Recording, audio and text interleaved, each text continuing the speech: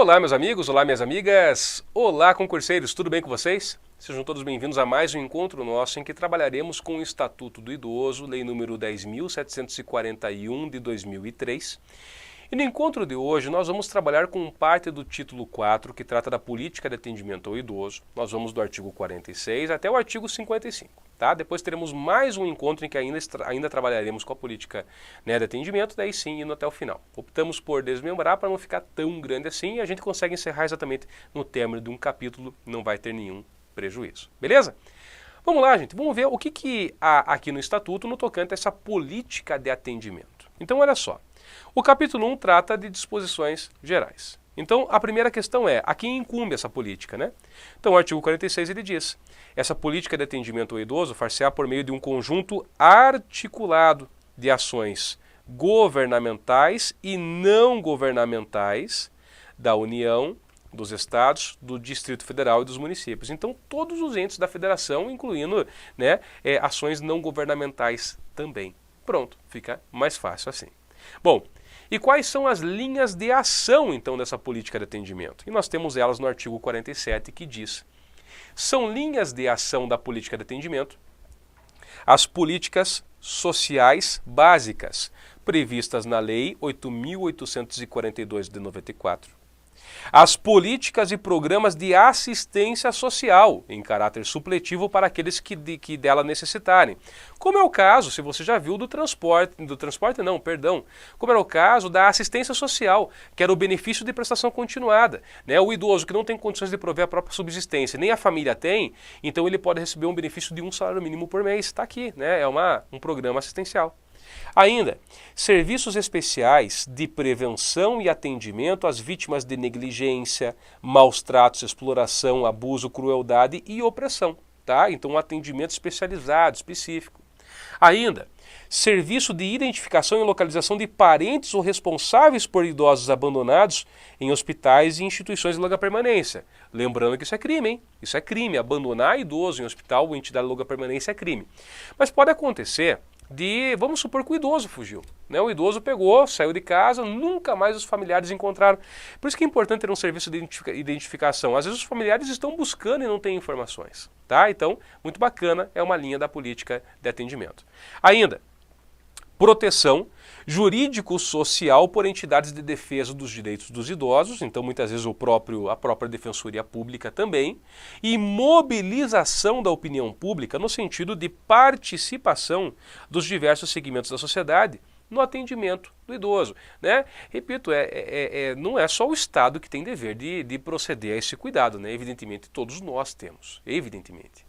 Pois bem, continuando, artigo 48, ele trata agora das entidades de atendimento ao idoso. Tá? Então vamos ver quais são as regras para as entidades. E aí é interessante que assim, ao terminar esse título da política de atendimento, tá, a gente vai perceber depois que inclusive tem sanções para essas entidades que não cumpriram com as regras que são determinadas, enfim, então acaba fechando realmente aqui o ciclo. Então veja comigo. As entidades de atendimento são responsáveis pela manutenção das próprias unidades, observadas as normas de planejamento e execução que são emanadas do órgão competente da Política Nacional do Idoso, conforme a Lei 8.842 de 94. O parágrafo único prevê que as entidades governamentais e não governamentais da assistência ao idoso, elas ficam sujeitas à inscrição de seus programas junto ao órgão competente da vigilância sanitária e do Conselho Municipal da pessoa idosa. E aí eu quero que vocês notem que começa aqui a ficar um pouco complicado para o candidato, porque, por exemplo, então a entidade de atendimento, ela é responsável pela manutenção, de acordo com as órgãos com a Política Nacional do Idoso. Mas agora quando eu falo realmente da inscrição, a inscrição não tem a ver com política, tem a ver com conselho, mas é no Conselho Municipal. Ah, mas naquele município não foi criado o conselho. Então calma lá, na sua falta o Conselho Estadual ou o Conselho Nacional da Pessoa Idosa, especificando os regimes de atendimento e observados os seguintes requisitos. Mas o fato é, se há uma entidade de atendimento, ela tem que estar registrada. Tá? Tem que haver a inscrição dela. Bom, ela tem que atender quais requisitos? Primeiro, Claro, instalações físicas em condições adequadas de habitabilidade, higiene, salubridade e segurança. Né? Eu não vou colocar o idoso num local, né, enfim, que cause riscos à própria saúde dele.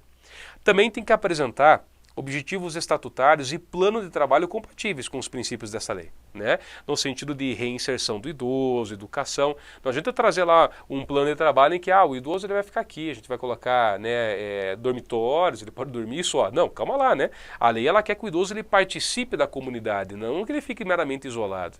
Ainda, tem que estar regularmente constituída. Então, claro, você vai olhar toda, né, a questão, por exemplo, de documentação, se tem pessoa jurídica, CNPJ, inscrição, no, enfim, se está arquivado no cartório, tudo, quem são os sócios. E também demonstrar a idoneidade dos seus dirigentes. Como é que eu demonstro a idoneidade do dirigente? Eu vou conseguir demonstrar mediante certidões negativas. Então, eu vou juntar certidões negativas que vão demonstrar realmente se ele é uma pessoa idônea ou não. Certidão negativa de justiça criminal e assim por diante. Prosseguindo, meus caros, o artigo 49, perdão, estava aqui olhando, só para comentar, você deve, pô, o senhor está meio louco olhando para baixo aqui. É que a gente tem um cordãozinho que passa por baixo aqui do microfone e eu estava pensando, será que eu estou usando o microfone ou não estou usando o microfone? Enfim, mas vamos lá, continuando, agora sim. Artigo 49, está na tela. As entidades que desenvolvam programas de institucionalização de longa permanência adotarão os seguintes princípios. Preservação dos vínculos familiares. Veja, você já está até cansado de escutar isso nessa lei, né? Várias vezes a lei fala na preservação dos vínculos familiares. Claro, né? Essa é a grande mudança que a lei trouxe, né? Não vou dizer que é uma mudança, talvez muitas pessoas já concordassem com isso, mas não havia legislação, né? Então a questão de abandono de idosos era muito comum.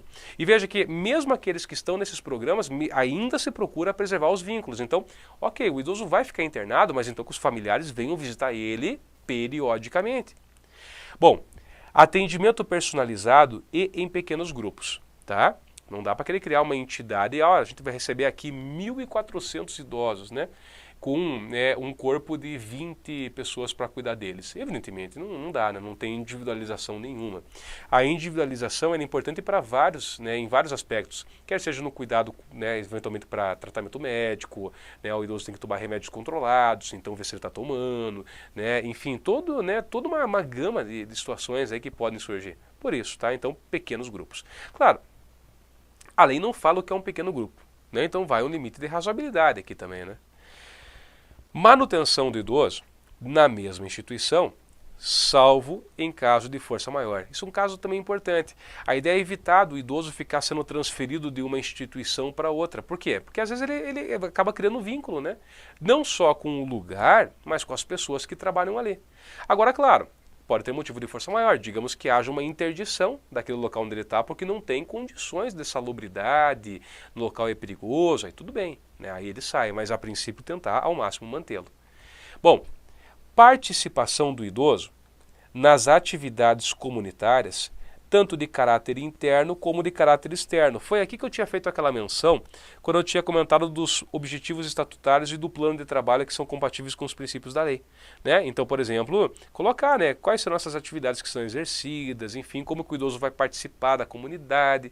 Bom, também a observância dos direitos e garantias dos idosos. Mas isso daqui era mais do que óbvio, né? Não poderia ser o contrário. E, sexto, preservação da identidade do idoso e oferecimento de ambiente de respeito e de dignidade, né? Então o idoso, quando ele vai para uma entidade, e isso é um receio que o legislador tinha, é porque justamente por isso que ele fala em pequenos grupos e tal, para que não, né, ele não seja um número lá dentro. Veja, ele vai preservar as suas características, a sua personalidade, a sua identidade, tem que ser tratado com respeito, e quanto menor o grupo, melhor, mais fácil fica de você conseguir realmente assegurar esses direitos dele. Parágrafo único. O dirigente da instituição prestadora de atendimento ao idoso responderá civil e criminalmente pelos atos que praticar em detrimento do idoso, sem prejuízo das sanções administrativas. Ou seja, ele responde em todas as esferas. O camarada é dirigente da instituição e de repente estão tratando mal o idoso, não estão respeitando os direitos dele, não estão dando alimentação para o idoso. Num caso como esse, ele vai responder. Civil, né, eventualmente uma ação de perdas e danos, uma ação de indenização, algo parecido. Criminalmente, pelo crime, né, eventualmente de estar submetendo a maus tratos, enfim. E, por fim, administrativamente, que vão ser multas que ele possa aplicar a ele, né, fechar aquela instituição e assim por diante, tá? Ainda, vamos lá, artigo 50, um pouquinho longo esse artigo, tá? Ele fala sobre as obrigações das entidades de atendimento. Então, quais são as obrigações dela? Vamos lá? Celebrar contrato escrito de prestação de serviço com o idoso, especificando o tipo de atendimento, as obrigações da entidade, as prestações decorrentes do contrato e também os preços, se for o caso, tá? Gente, lembra que a gente já tinha estudado isso no direito à habitação, que quando o idoso ele vai ficar numa entidade, numa casa-lar, tem que ter contrato, é obrigatório que tenha contrato, porque é isso que vai trazer segurança jurídica, né? Até para saber o que aquela entidade ela se obrigou. Claro que os princípios ela sempre tem que cumprir, mas assim, o que mais que estava previsto no contrato? Até porque se o idoso tem que pagar algum valor, evidentemente ele quer a contraprestação. Sem contrato, né, como é que ele vai provar que aquele local tinha o dever de fazer algo? Por isso, é obrigatório. 2. Observar os direitos e garantias de que são titulares os idosos. Eu quero que vocês notem que repete, né? Porque nós já tínhamos falado aqui antes da observância dos direitos e garantias do idoso como princípio e também entra agora como obrigação. 3. Fornecer vestuário adequado, se for pública, e alimentação suficiente. Olha que interessante. Gente, no tocante, então, ao vestuário, reparem que se for privada, o vestuário não é obrigação. Agora, a alimentação é obrigatória tanto no público quanto no privado, quanto no particular. Você notou isso? Reparem de novo aqui, ó. O vestuário, ele só é obrigatório quando é pública. Agora, a alimentação vale tanto para a pública quanto para a particular. Tá bom? Continuando, oferecer instalações físicas em condições adequadas de habitabilidade. Né? Já tínhamos, inclusive, visto uma previsão muito parecida. Oferecer atendimento personalizado, também vimos, tanto que os grupos têm que ser pequenos. Diligenciar no sentido da preservação dos vínculos familiares. Mais uma vez, eu tenho comentado sobre isso o tempo todo, né? Tentar ao máximo fazer com que os familiares visitem, enfim, que não haja a perda desse vínculo, né? 7. Oferecer acomodações apropriadas para o recebimento de visitas. Né? Evidentemente, se eu quero que os familiares visitem, quero promover esse vínculo familiar, então tem que ter um local que haja, né, que seja realmente adequado, correto. Proporcionar cuidados à saúde conforme a necessidade do idoso. Né? Até pelas peculiaridades. Aí lembre daquelas áreas de geriatria, gerontologia, enfim. Promover atividades educacionais, esportivas, culturais e de lazer. Propiciar assistência religiosa àqueles que desejarem, de acordo com suas crenças. Aqueles que desejarem. Eu sempre falo isso, é interessante. O direito à liberdade religiosa, ele é tão amplo a ponto de ter o direito, da pessoa ter o direito de não ter religião, lógico, né? Então ninguém pode obrigar qualquer outra pessoa a ter uma religião, a ter uma crença. Então assim, caso ele queira, tem que haver essa oportunidade dele, né, expressar a sua religiosidade. Também, proceder a estudo social e pessoal de cada caso. Isso é importante, né? Para ver o porquê que o idoso está ali, se tem família, se ela cuida, não cuida, por que ela, né, optou por deixá-lo nessa instituição. Então isso é importante realmente. 12. Comunicar à autoridade competente de saúde toda ocorrência de idoso portador de doença infecto-contagiosa. Tá? Comunicar obrigatoriamente. Providenciar ou solicitar que o MP requisite os documentos necessários para o exercício da cidadania àqueles que não estiverem na forma da lei. Como já que o idoso foi encontrado na rua, sem RG, sem CPF, não se sabe se ele tem direito ou não à pensão, então né, é feita uma busca para realmente ele conseguir, né, obter todos os documentos necessários. Inciso 14. Fornecer comprovante de depósito dos bens móveis que receberem dos idosos.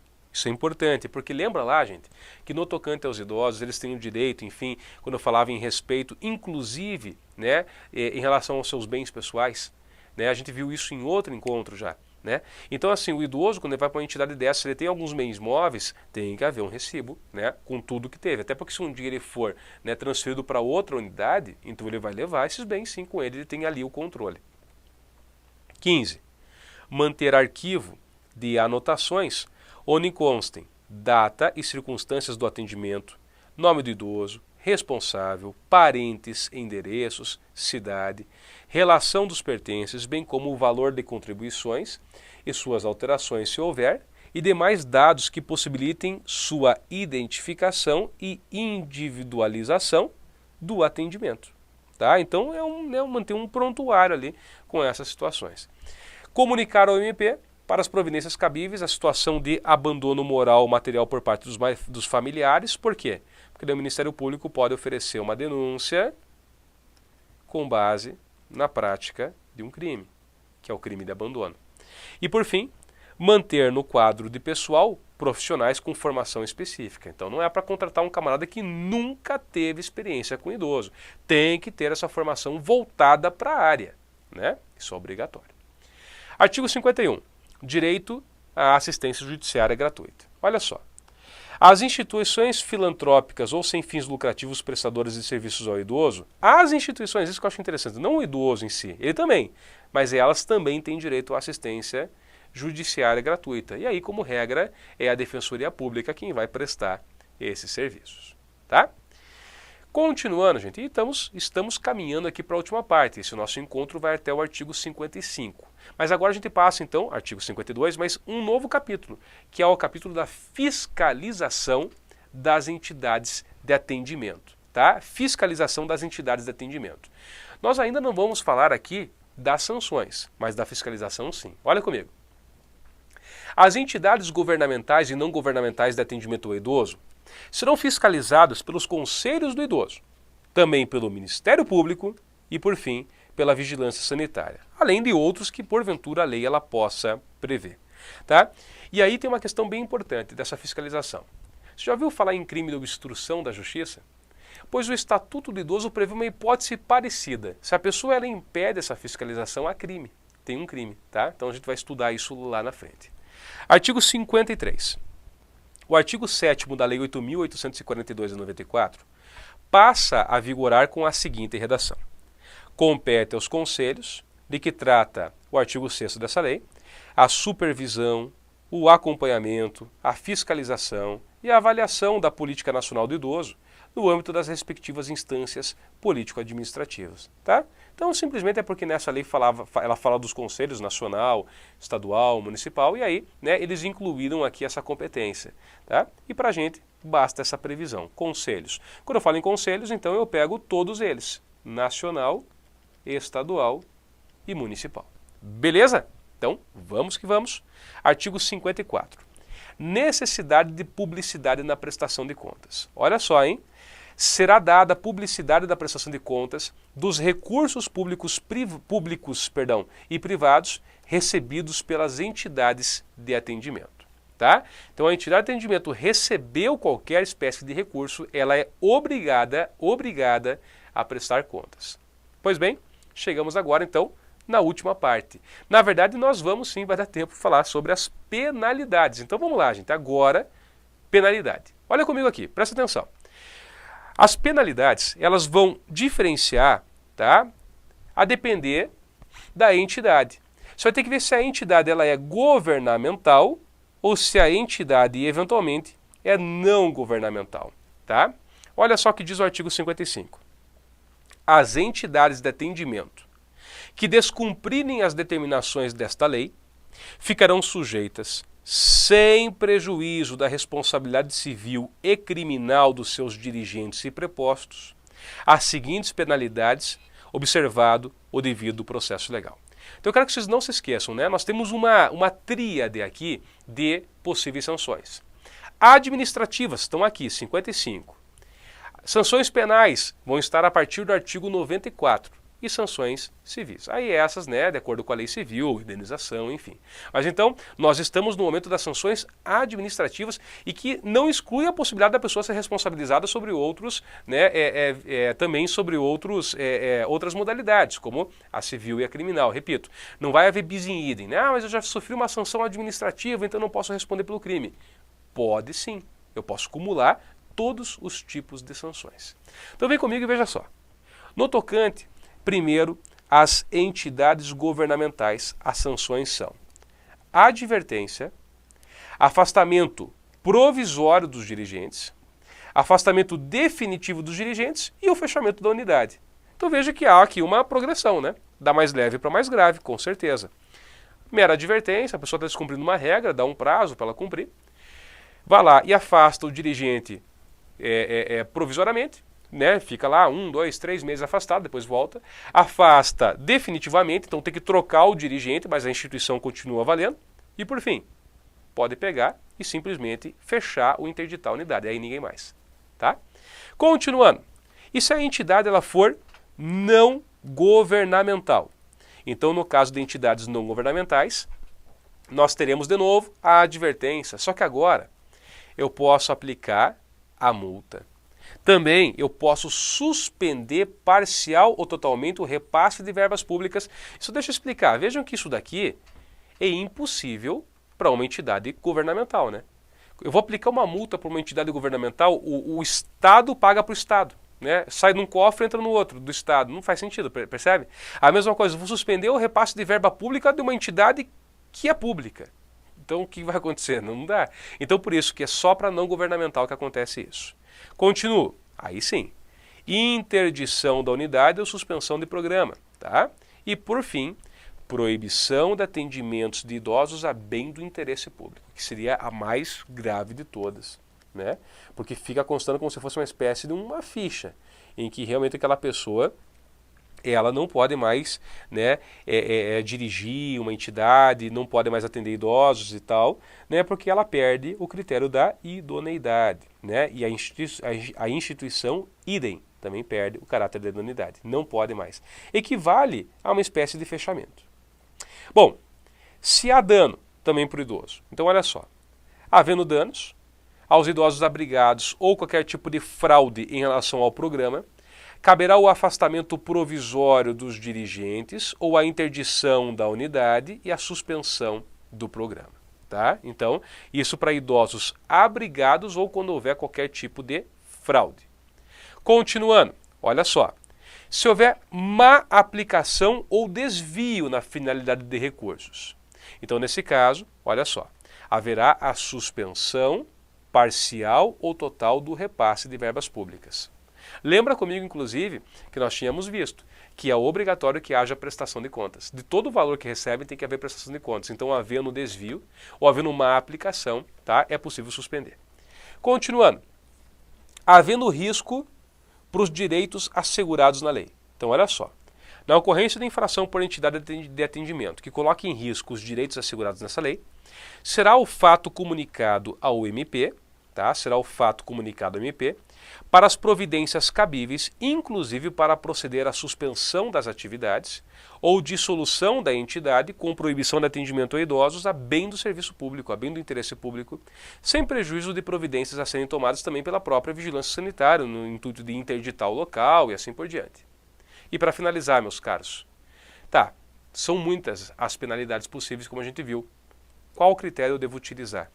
Então é o seguinte, tem que ser olhada a natureza, a gravidade da infração, os danos ao idoso, as circunstâncias agravantes ou atenuantes que possam existir e os próprios antecedentes da entidade, se é a primeira, segunda, terceira. Digamos, se foi a primeira vez e não foi algo de grande magnitude, veja, é possível que se proceda ali uma advertência, né? Seria plausível. Agora, se for algo que o idoso se machucou, ficou lesionado e tal, daí já começa a ter que ter uma sanção um pouco mais grave. Claro que há um pouco de subjetividade nessa aplicação da sanção, mas pelo menos há alguns critérios que realmente tem que, né, a autoridade administrativa, quando for aplicar essa sanção, ela vai ter que fundamentar mesmo. Beleza? Fechado? Então, não se esqueça, existem sanções para entidades governamentais, não envolve multa, não envolve perda de repasse, porque ela é pública. E existem sanções para entidades não governamentais. Aqui sim eu posso, né, ter sanções, além de advertência, enfim, mas também algumas de caráter pecuniário. É isso, meus caros. Nós vamos ficando por aqui. Agradeço mais uma vez a atenção de todos vocês. Fiquem todos com Deus, bons estudos e até uma próxima oportunidade.